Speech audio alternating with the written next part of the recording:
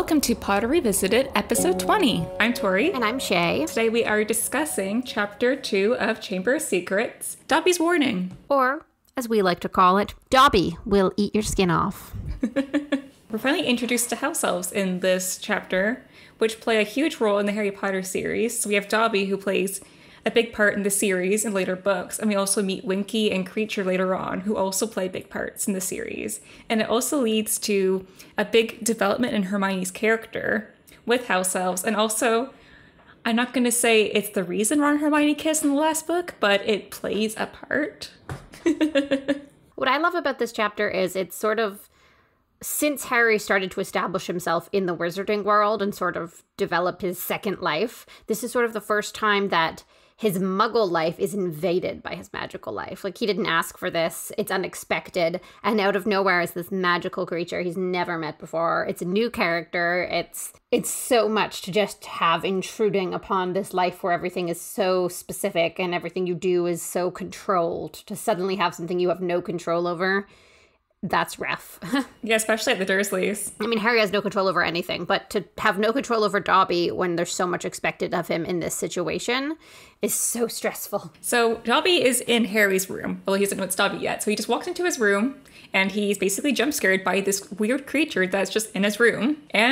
But Harry's actually quite nice to Dobby. Yeah, he has such good manners that he doesn't say, "What are you?" Where did Harry learn his good manners? Yeah. He thinks, "What are you?" But he says, "Who are you?" Compared to like Dursleys, Harry has pretty good manners, and where did he learn them from? I mean, maybe the Dursleys have good manners in like social situations. They're like, this is how you reply, and this is how you greet people, and this is what you say to people on the street. So like, they know how to act normal and fit in. So maybe he learned that from them trying to posture as a normal family.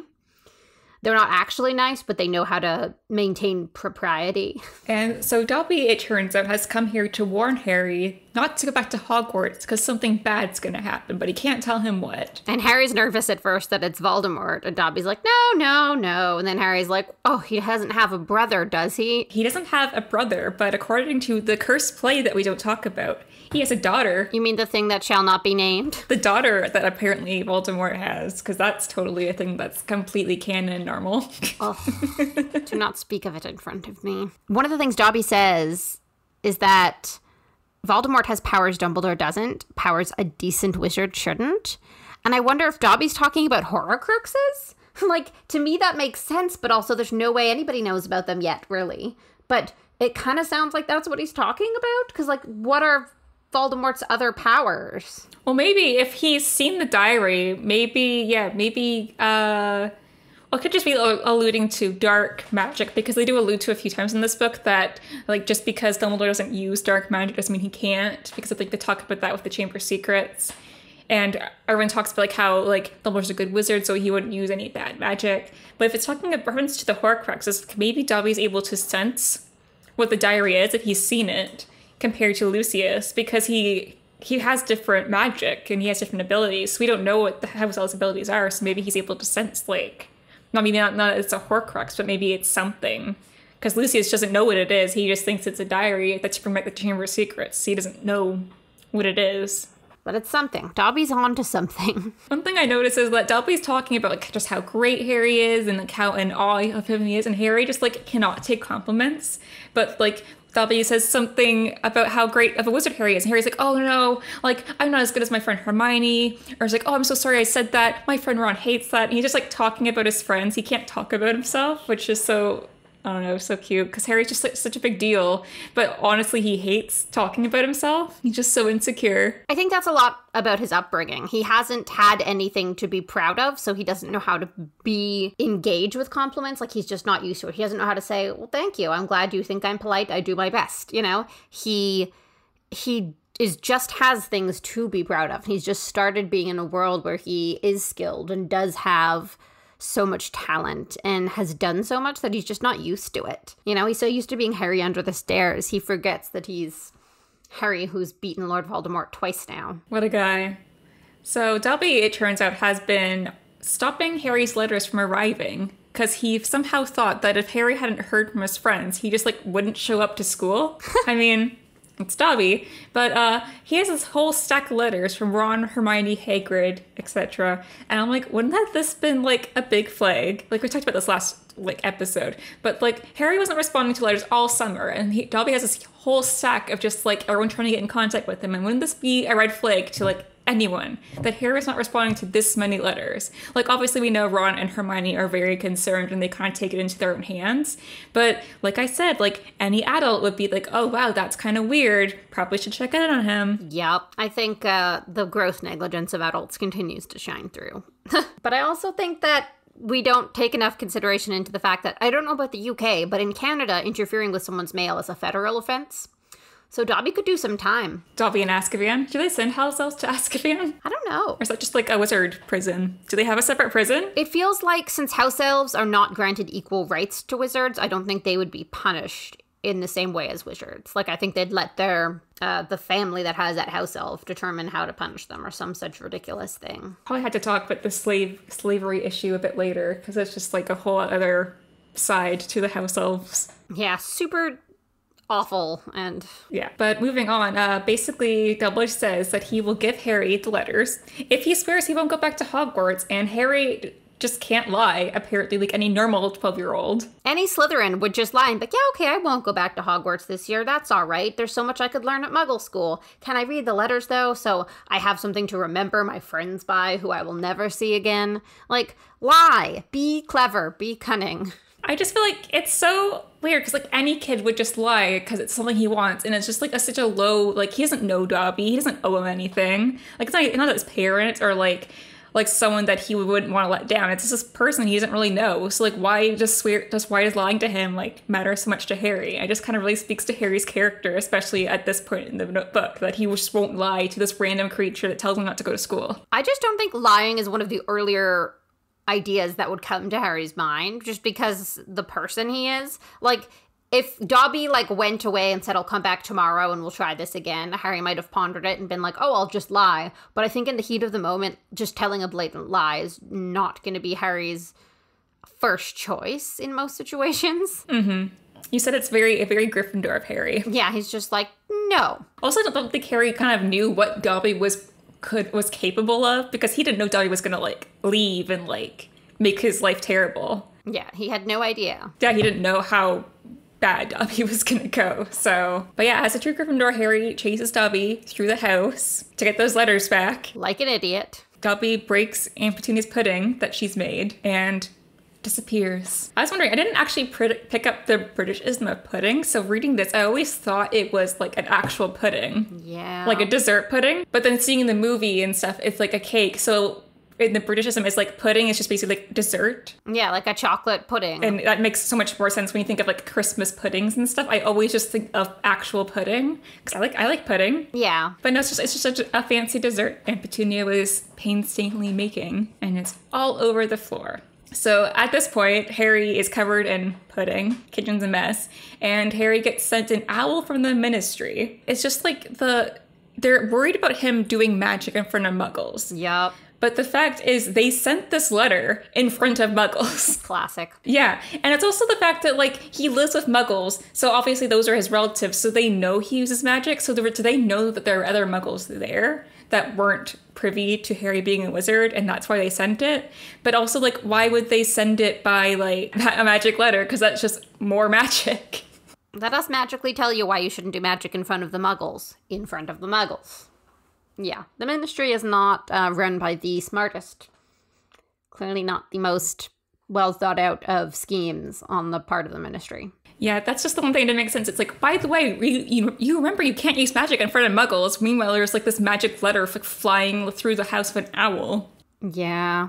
But I was wondering, can the Ministry not detect magic done by humans, like wizards versus magical creatures like house elves? Because, like, Dobby did this charm for him, but, like, Harry can barely do magic, so, like, how do they think that he did this? Maybe they don't know Harry doesn't know how to do any spells yet. They just assumed he's great. They only hear about him through Dumbledore, and Dumbledore's like, best kid ever. Such smart. Very wow. Totally not going to try and have him killed. Again. I think maybe it feels dumb that the Ministry wouldn't know the difference, especially because it's such a distinctive type of magic. Like, there's no verbal spellage, there's no wands, and it's clearly differentiated magically because House Elves can use their magic and disapparate inside of Hogwarts when no one else can disapparate inside Hogwarts. Yeah, they have their own kind of brand of magic. Like, they do things differently. So it feels weird that they wouldn't be able to, like, maybe there's, like, multiple levels of alert you get if there's underage magic. So if you sense any magic in a Muggle household that has one magic child, you send the first letter that's threatening, and then you have a team that actually investigates what happened, and then you'll send up a follow-up saying, like, upon further review, where did you get a house elf? Yeah, because it's on, like, Harry's, like, permanent record at the Ministry that he used magic, and he's like, it wasn't me! I swear it wasn't me! I don't know how to do magic! Yeah, I don't know how to do a Leopard Charm. I haven't learned that much. I only know one spell. The Ministry, we've just, like, established is, like, really, really terrible. But they literally put, like, the fear of God into Harry to the point where he is, like, being starved in prison, thinking he's gonna literally die. But he won't use magic to save himself because he got that one letter telling him that, oh, if you do magic again, we're gonna expel you. Even though he didn't even do it. But, like, he's just, like, so terrified of, like, not being able to go to school that he's, like, willing to, like, die. Yeah, he's like, you may starve and abuse me as long as I can go back to Hogwarts, which is so sad. And again, the adults in this entire situation have all failed him. Yep. The Ministry does not work. Dumbledore sucks. Speaking about adults failing things, the Dursleys' house would also fail a fire or a safety inspection because they put bars on his windows, which I'm pretty sure violates city code. Pretty sketchy. Fire code. All rules of safety. And I'm pretty sure the neighbors are going to see bars on the window and question it. And isn't the Dursleys' whole shtick that, like, they want to blend in and seem normal? Putting bars on the spare bedroom window is not normal.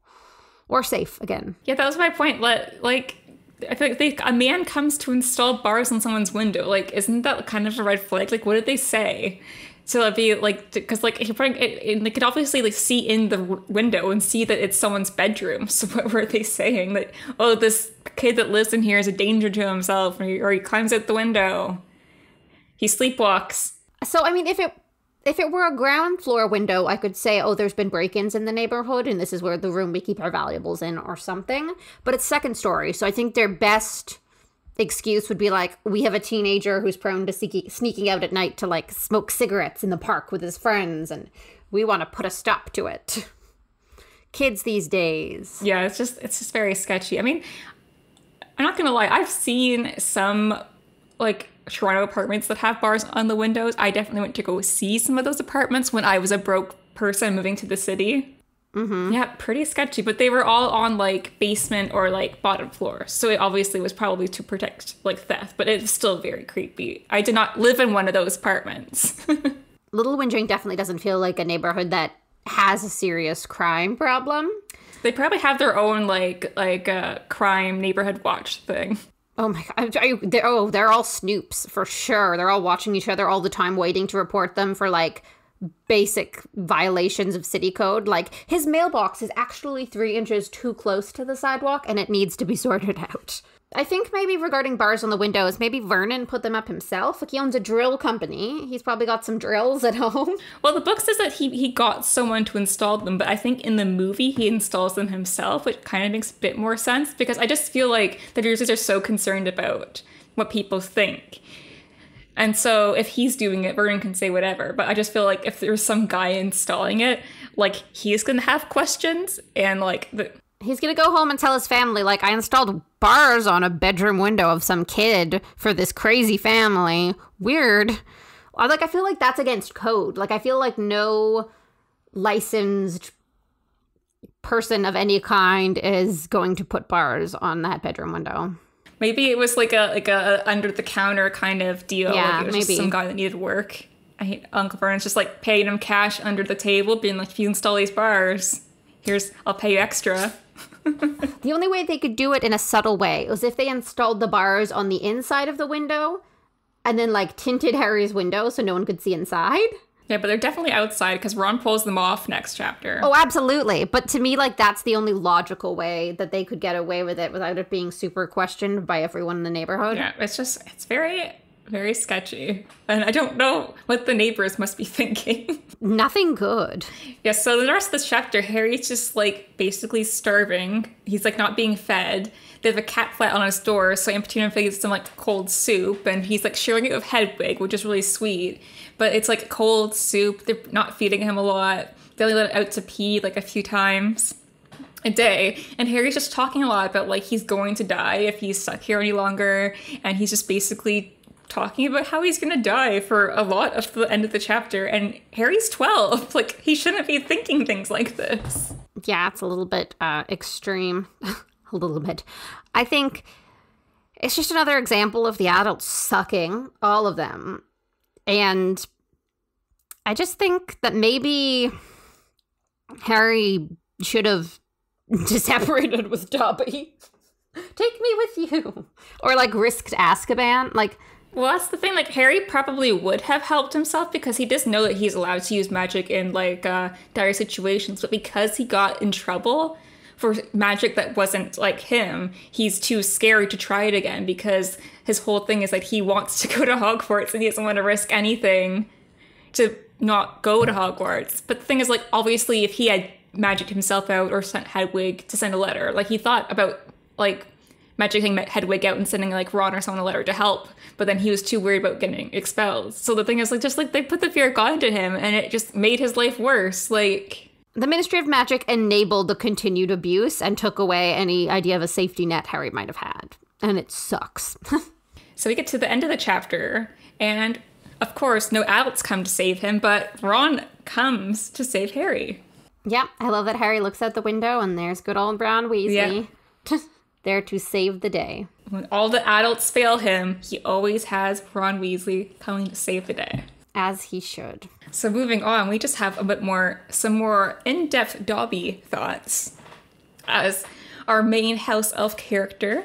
I feel like my opinions change on Dobby so much throughout the series. Like, in this chapter, I hate him. The kind of anxiety reading this chapter fills me with is like...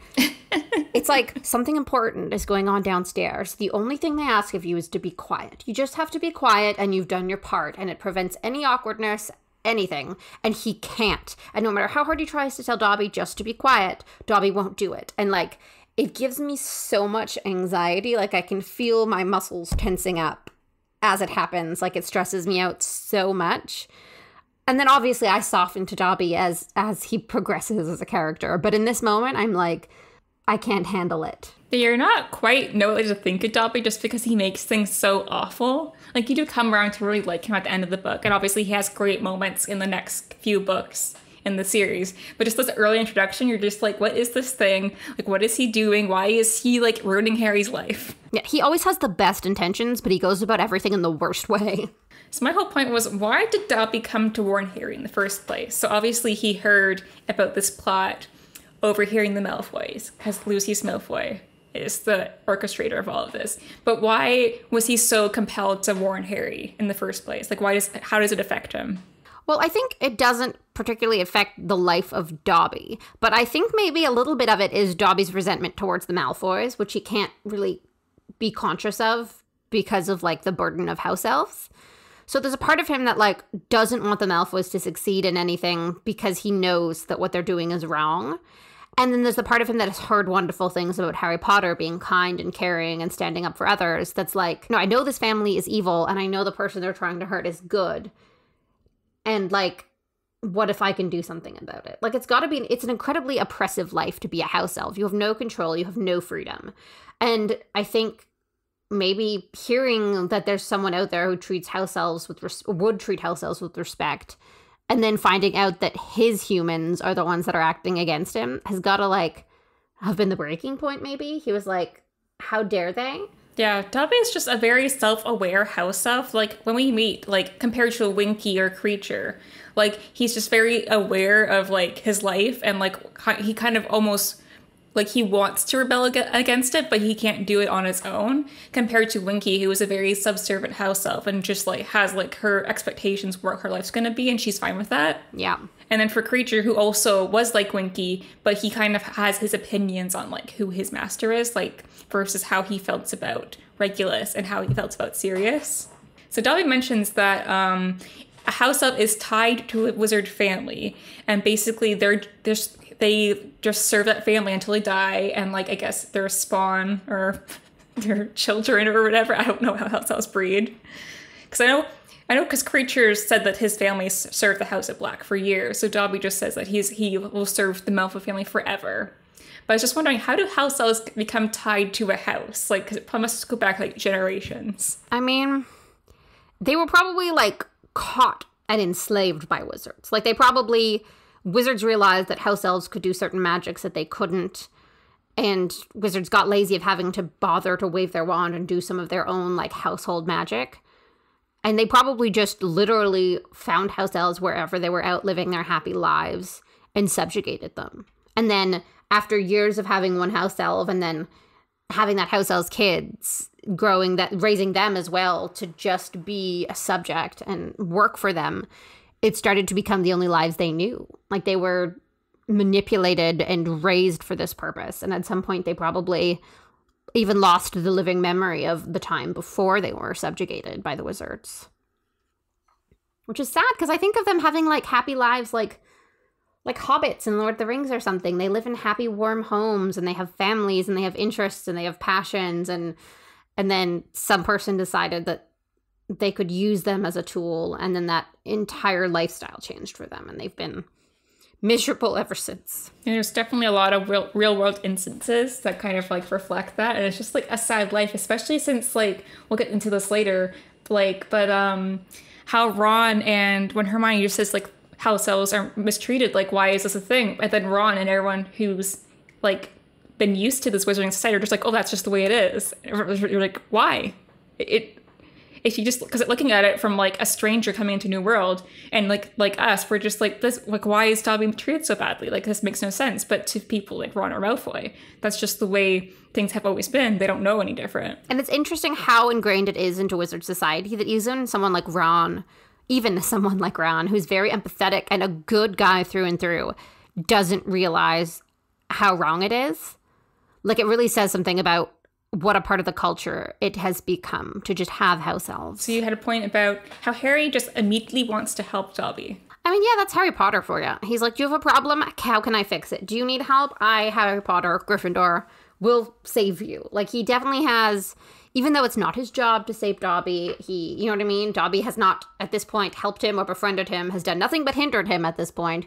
Harry's gut instinct whenever someone is in a bad situation is to save them or help them and support them. And it's so Harry. Harry kind of gets it because Dobby basically says that he's like has to serve like this family that's kind of terrible forever. And Harry's like, well, I could free you. Like, how you need help. And I think Harry can kind of relate to wanting to escape of an abusive household because all he wants to do is leave the Dursleys. And it's also kind of funny that him asking Dobby how he can be freed, and Dobby tells him, oh, I can only be freed when my master presents me with clothes. And at the end of the book, Harry actually does free Dobby. Full circle. It's beautiful. My other question is, Dobby mentions having heard of Harry Potter and his greatness and his kindness. And I guess my question is, who's been talking about how great Harry is in the Malfoy household? Yeah, I mean, we get kind of, when we meet Malfoy later on in like the next two chapters, Malfoy does bitch about Harry a lot, but I don't think any of it's very kind right now. Yeah. Like, I definitely feel like Malfoy is telling his dad about how annoying Harry is because Malfoy is just a really jealous kid at this point in time. Potter and his special broomstick. Potter and his dragons. Yeah, it's like, why does he get to play Quidditch on the Quidditch team and I don't? Why did he do better exams than me and I didn't? Yeah. It's just like typical like 12-year-old like jealousy stuff. But yeah, I don't think he's talking about how great he is. So I think maybe the only option for Dobby to have heard these things would be, like, maybe they send the house elves out to do chores. Like, they're like, hey, go pick up some eggs from the grocery store. And then he's, like, there, and the other house elves are there. And he's like, oh, hey, how's it going? Good. Have you heard about Harry Potter? Oh, no, I haven't. Do share. Like, I don't know if... I do know that Lucius kind of makes himself look good by doing a lot of charity work and, like, kind of getting in like, upper wizarding society. So I'm assuming that, like, most of his inner circle is probably like-minded people like him. But to appear like he's, like, a better person than he is and to get in with all the connections, like high political connections, I feel like he's doing a lot of charity work because we always hear about like how wealthy the Malfoys are and how well connected Lucius is. So I'm assuming he's meet some decent people that probably are like, oh, isn't it's so great that Harry Potter's at Hogwarts and he's back in the Wizarding World, and he's like, oh yeah, sure. Alternatively, maybe Dobby just knows what a little shit Draco is, so every time Draco talks shit about someone, Dobby's like, probably great, probably a wonderful guy. If Draco hates him, he must be top-notch. Me do wonder, though. So Lucius, we don't know how much Lucius knows about Harry and Voldemort's plan. We know that Lucius is very close into Voldemort's circle, and he has the Horcrux, the diary Horcrux, which Voldemort gave him, so he know that Voldemort trusted him at least, even though he messes it up. But how much does Dobby know from probably overhearing things about Harry that Lucius knows? Yeah, because Dobby definitely knows that Harry's very important, but we don't know how Dobby knows that. Like, we don't know to what extent Dobby knows, like, about a prophecy or the fact that Harry can't be killed by Voldemort, but he knows Harry Potter's important, and I think that's definitely...